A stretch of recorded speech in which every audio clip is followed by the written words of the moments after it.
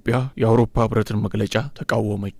ሰላም የኢትዮ ፎከስ ቤተሰቦች የዕለቱን መረጃ ይዘን ቀርበናል። አብራችሁን ቆዩ። የአውሮፓ ህብረት የአባይ ውሃን በተመለከተ ከግብጽ ጋር በጋራ ያወጣው መግለጫ ኢትዮጵያ ተቃወመች። በብራሰልስ የሚገኘው የኢትዮጵያ ኤምባሲ የአውሮፓ ህብረት ከግብጽ ጋር በመሆን ካይሮ በአባይ ወንዝ ላይ የምታነሳውን የቅኝ ግዛትና የብቸኛ ተቆጣጣሪነት መብት የሚያስተጋባ መግለጫ ወጥቷል በማለት ወቀሰ። የአውሮፓ ህብረትና ግብጽ ያመጡት የጋራ መግለጫ በኢትዮጵያ ላይ የተሳሳተ አድሎ ያለበትና ጠበኛ አቋም ያሳየ እንደሆነ በመግለጽም ተቃውሞውን አሰምቷል። በተለይም ከታላቁ የኢትዮጵያ ህዳሴ ግድብ ምርቃት ወዲህ ተጠናክሮ የቀጠለው የአዲስ አበባና የካይሮ የቃላት ምልልስ ቀጣይ ክፍል የሆነው ይህ መግለጫ የወጣው አርብ ጥቅምት 14 2018 ዓ.ም ነው። የአውሮፓ ህብረት ዋና ከተማ ተደርጋ በምትቆጠረው የቤልጂየም ብራሰልስ የሚገኘው የኢትዮጵያ ኤምባሲ ያሳየው አቋም ረቡዕ ዕለት ለወጣው መግለጫ ምላሽ የሰጠ ነው። ለመጀመሪያ ጊዜ ከተካሄደው የአውሮፓ ህብረትና ግብጽ ጉባኤ በኋላ የወጣው ይህ መግለጫ ሁለቱ አካላት የጋራ አቋም የያዙባቸውን ጉዳዮች ዘርዝሯል።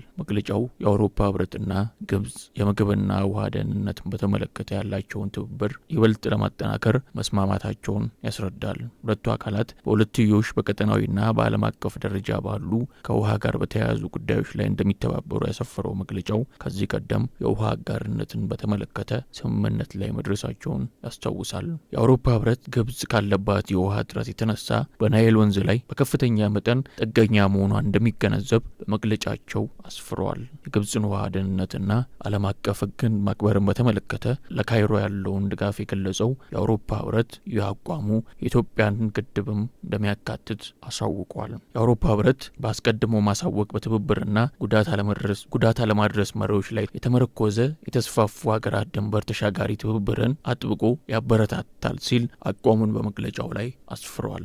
ለዚህ አቋም ምላሽ የሰጠው በብራሰልስ የሚገኘው የኢትዮጵያ ኤምባሲ መግለጫው ችግር ያለበትና እጅግ አሳዛኝ ሲል ጠርቶታል። የጋራ መግለጫው ግብጽ በናይል ወንዝ ላይ አለኝ የምትለውን የቅኝ ግዛትና የብቸኛ ተቆጣጣሪነት መብት የሚያስተጋባ መሆኑንም በመጥቀስ ተችቷል። የጋራ መግለጫው በኢትዮጵያና በአውሮፓ መካከል ካለው ታሪካዊ ግንኙነት ጥራት ጋር የሚቃረን ተሳሳተ አድሎ ያለበትና ጠበኛ አቋምን የሚያስፋፋ ነው ሲልም መቃወሙ ይታወሳል። በናይል ወንዝ ተፋሰስ ላይ 11 ሀገራት መኖራቸውን ያስታወሰው ኤምባሲው የሁለቱ አካላት መግለጫ የሌሎች የተፋሰሱ ሀገራት አመለካከትና ፍላጎትን ሙሉ በሙሉ ችላ መባሉን እንደሚያሳይ ገልጿል። የአውሮፓ ህብረት ከግብጽ ጋር ባካሄደው በሁለትዮሽ መድረክ ኢትዮጵያን ዝቅ ለማድረግ መወሰኑ አሳዛኝ ነው ሲልም ወቅሷል። ህብረቱ የህዳሴ ግድብን በተመለከተ በአፍሪካ ህብረት አመቻችነት በተካሄዱ ንግግሮች ላይ የነበረውን የታዛቢነት ሚና አስታውሶ ይህ አጋጣሚ ሚዛናዊ፣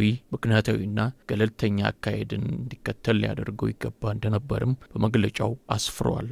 ኤምባሲው አክሎም የአውሮፓ ህብረት በዓለም አቀፍ ህግ ላይ የተዛባ አመለካከት መያዙን በመጥቀስ ወቅሷል። የወጣው የጋራ መግለጫም ከናይል ወንዝ ተፋሰስ ሀገራት የትብብር ማዕቀፍ ስምምነት እንዲሁም የተባበሩት መንግስታት የውሃ ስምምነትና ህጎች ካስቀመጧቸው መርሆች ጋር የሚቃረን ነው ሲልም ተችቷል። በተጨማሪም ኤምባሲው በመግለጫው ላይ ግድቡ በሚል የተጠቀሰው የኃይል ማመንጫ ታላቁ የኢትዮጵያ ህዳሴ ግድብ የሚል ይፋዊ ስያሜ እንዳለው አስታውሷል።